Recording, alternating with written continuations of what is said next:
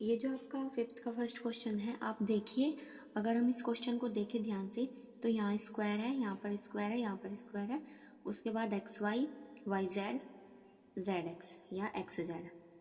तो ऐसा जो फॉर्मूला होता है वो होता है A plus B plus C का होल स्क्वायर।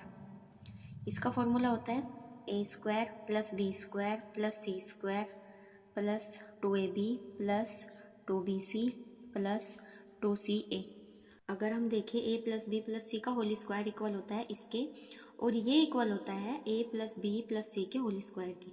मतलब हम बोल सकते हैं कि ए प्लस बी प्लस सी का होल स्क्वायर की जो एक्सपेंडेड फॉर्म है वो ये है, और जो उसकी शॉर्ट फॉर्म है वो ये है। तो जो हमने पहले क्वेश्चन किए आपने देखा होगा, इससे पहले हमने शॉर्ट फॉर्म से एक्सपेंडेड फॉर्म में चेंज किया। अब ये जो फिफ्थ क्वेश्चन दिया है इसमें आपको एक्सपेंडेड फॉर्म को शॉर्ट फॉर्म में चेंज करना है। तो सबसे पहले हम इसको इस फॉर्म में लिख लेते हैं। अब देखिए यहाँ पर है 4x स्क्वायर, इसको हम क्या लिख सकते हैं 2x का होल स्क्वायर, प्लस यहाँ पे है 9y स्क्वायर, इसे हम लिख सकते हैं 3y का होल स्क्वायर, प्लस यहाँ पे 16z स्क्वायर, इसको हम लिख सकते हैं 4z का होल स्क्वायर। अब आप ध्यान से इन तीनों को देखिए, यहाँ पर प्लस है, यहाँ पर माइनस है, यहाँ पर माइनस है। अगर हम इन दोनों को देखें तो यहाँ पर क्या चीज़ आपको सेम, क्या चीज़ कॉमन है, देखें तो यहाँ पे जेड है और यहाँ पे भी जेड है। इसका मतलब है कि जो आपका इन तीनों में जेड है वो क्या होगा, वो माइनस का होगा।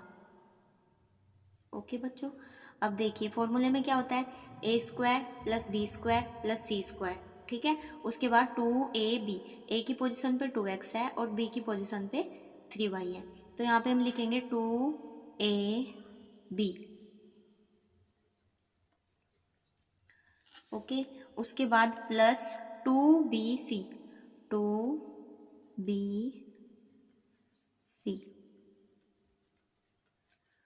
उसके बाद 2ca प्लस 2ca।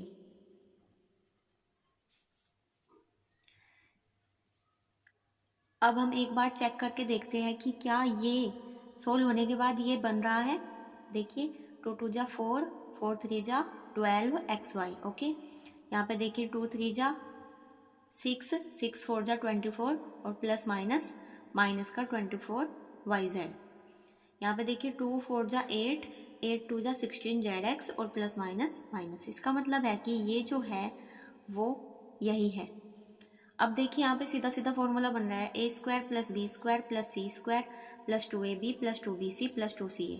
तो हम इस एक्सपेंडेड फॉर्म की जगह पे क्या लिख सकते हैं, ए प्लस बी, ये माइनस क्या है तो माइनस सी का होल स्क्वायर। ये आपका क्वेश्चन नंबर फर्स्ट हो गया। अब चलते हैं क्वेश्चन नंबर सेकंड पर।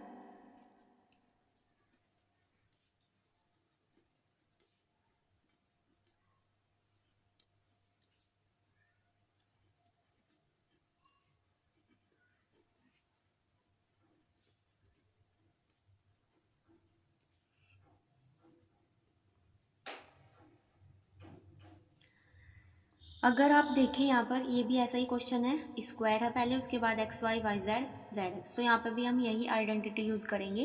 अब आप यहाँ देखेंगे कि 2 किसी का स्क्वायर नहीं होता, तो हम बोल सकते हैं, अब देखिए 2 किसी का स्क्वायर नहीं होता, पर कोई भी संख्या अपने रूट का स्क्वायर ऑलवेज होती है, तो उसको हम लिखेंगे √2x का whole square plus Y square plus 8 किसका स्क्वायर है, √8 का होल स्क्वायर।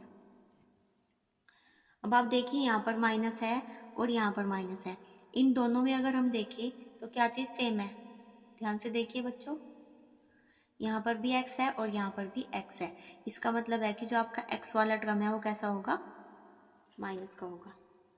ओके, अब आप देखिए जैसे √8 है, अगर मैं आपको अलग से बताऊँ, √8 को हम क्या लिख सकते हैं, √8 को हम लिख सकते हैं 4 × 2। 4 का स्क्वायर रूट क्या होता है 2, तो 4 बाहर आके हो जाएगा 2 और अंदर क्या बच गया हमारा 2। तो इसका मतलब है √8 के इक्वल हम क्या लिख सकते हैं 2√2। तो यहाँ पर हम √8 की जगह पर लिख सकते हैं 2√2। A square plus B square plus C square plus 2ab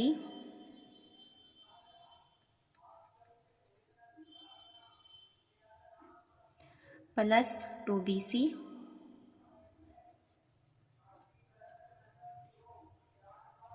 plus 2ca।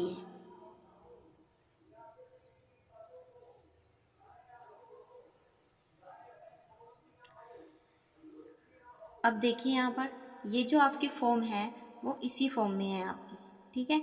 A square plus B square plus C square plus 2ab plus, अगर हम चेक करके देखें इनकी मल्टीप्लाई करके हमें यही मिल रहा है, नहीं मिल रहा है, तो 2 की रूट 2 में होके 2√2 प्लस माइनस माइनस 2 2 जा 4 √2 YZ प्लस 2 2 जा 4 और 2 2 की मल्टीप्लाई होके √2 की मल्टीप्लाई होने के बाद क्या मिलेगा 2, तो 4 2 जा 8 प्लस माइनस माइनस, तो यही मिल रहा है।